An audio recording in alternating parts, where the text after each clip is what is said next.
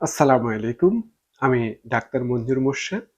আজকে যে টপিকটা নিয়ে আমি আলাপ করব সেটি হচ্ছে যে আমেরিকান কার্ডিওলজি জার্নালে প্রকাশিত হয়েছে। সেটির উপর ভিত্তি করে আজকের সম্পূর্ণ প্রতিবেদনটা আমি তুলে ধরব। এরপর আমি সামান্য আমার মতামত বিশ্লেষণ করব। আপনি কি প্রতিদিন কফি খান? অনেকে বলেন কফি খেলে প্রেশার বেড়ে যায়। আবার কেউ বলেন কফি হার্টের জন্য খুবই উপকারী। তাহলে সত্যটা কি? সম্প্রতি আমেরিকান হার্ট অ্যাসোসিয়েশন তাদের অন্যতম শীর্ষস্থানীয় জার্নাল সার্কুলেশনে একটি নতুন বৈজ্ঞানিক বিবৃতি প্রকাশ করেছেন। সেখানে বহু গবেষণার তথ্য বিশ্লেষণ করে কফি এবং হার্টের সম্পর্ক নিয়ে গুরুত্বপূর্ণ তথ্য প্রকাশ করা হয়েছে। আজ আমি খুব সহজ ভাষায় সেই তথ্যগুলো আপনাদের সামনে তুলে ধরব। প্রথমে, দিনে কত কাপ কফি নিরাপদ? সবচেয়ে বড় প্রশ্ন হচ্ছে দিনে কত কাপ কফি খাওয়া নিরাপদ? আমেরিকান হার্ট অ্যাসোসিয়েশন বলেছেন অধিকাংশ সুস্থ প্রাপ্তবয়স্ক মানুষের জন্য দিনে সর্বোচ্চ, এই জার্নালে বলেছেন সর্বোচ্চ 5 কাপ ক্যাফিন যুক্ত কফি বা মোট প্রায় 400 মিলিগ্রাম ক্যাফিন নিরাপদ হতে পারে। অ্যাগেন, সেটি জার্নালের কথা, আমি বলিনি। কিন্তু মনে রাখবেন, এটি সর্বোচ্চ সীমা, লক্ষ্য নয়। আপনার শরীর যদি 2 কাপই অস্থির হয়ে যায় তাহলে 5 কাপ খাওয়ার কোনো প্রয়োজন নেই।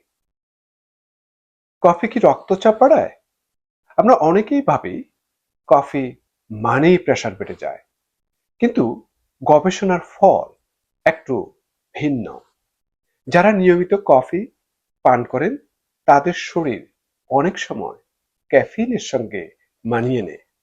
এমনকি কিছু গবেষণায় দেখা গেছে দিনে 3 কাপের বেশি কফি পানকারীদের মধ্যে উচ্চ রক্তচাপের ঝুঁকি কমও ছিল।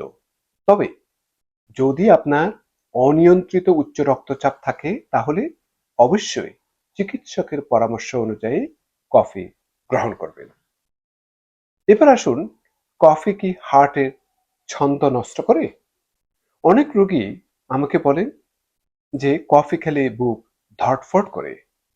আমেরিকান হার্ট অ্যাসোসিয়েশনের তথ্য অনুযায়ী 1 থেকে 3 কাপ কফি খাওয়ার সঙ্গে এট্রিয়াল ফিব্রিলেশনের ঝুঁকি বাড়ার প্রমাণ পাওয়া যায়নি। তবে কিছু মানুষের ক্ষেত্রে caffeine PVC means premature ventricular contraction বা অতিরিক্ত হার্টবিট বাড়াতে পারে। তাই কফি খেলে যদি আপনার বুক ধড়ফড় করে, মাথা ঘুরে বা অস্বস্তি হয় তাহলে কফি কমিয়ে দিন এবং একজন কার্ডিওলজিস্টের পরামর্শ নিন। কফি কি কোলেস্টেরল বাড়ায়? এটি খুবই গুরুত্বপূর্ণ একটি বিষয়। সব কফি একরকম নয়।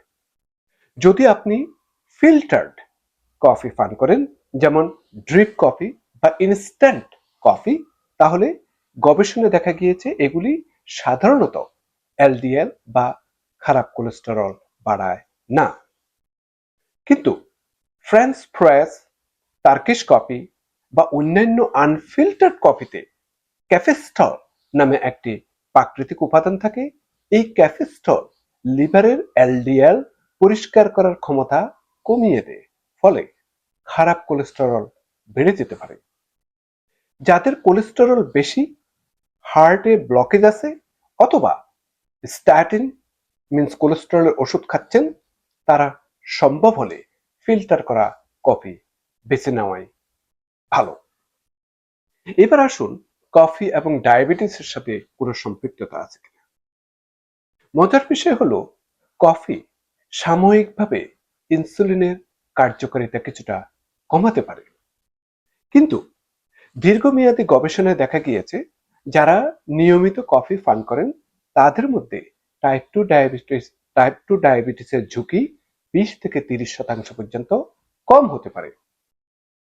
বিজ্ঞানীরা মনে করেন এই উপকার শুধু ক্যাফিনের জন্য নয়, কফির অন্যান্য প্রাকৃতিক যে অ্যান্টিঅক্সিডেন্ট আছে বা উদ্ভিজ উপাদান আছে সেগুলির ব্যাপারেও ভূমিকা রাখতে পারে।